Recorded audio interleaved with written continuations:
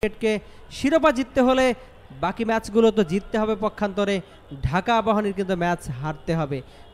আমার মনে হয় অনেকটা কঠিন চট্টগ্রাম আবাহনীর জন্য, কারণ ঢাকা আবাহনীর দুর্দান্ত ফর্মে রয়েছে। কুমার কল্যাণ অবশ্যই হ্যাট্রিক সহ 4 বারের চ্যাম্পিয়ন আধুনিক ফুটবলের ধারকা বাহক ঢাকা আবাহনী লিমিটেড বি লিগের শিরোপা জিতেছে তারা। একটা সেট পিচ ডেঞ্জার একটা জোন থেকে মামুনুল ইসলাম মনে হচ্ছে প্রথম গোলটা বুঝে পেয়েই গেল।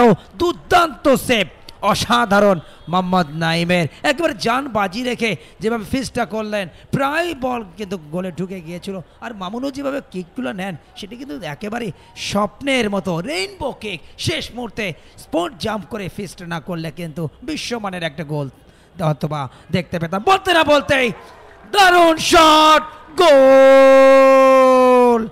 1-0 এগিয়ে গেল। অসাধারণ, চোখে না দেখলে বিশ্বাস করা যায় না।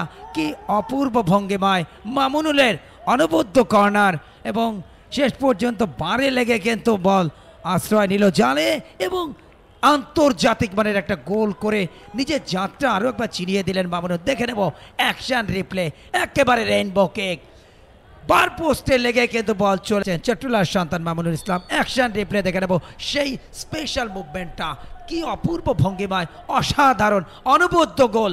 আমার দেখা মতে অন্তত জেবি বাংলাদেশ প্রিমিয়ার লিগের সর্বশ্রেষ্ঠ গোল। জানি না আমার সাথে আরও যারা রয়েছেন তারা একমত হবেন কিনা।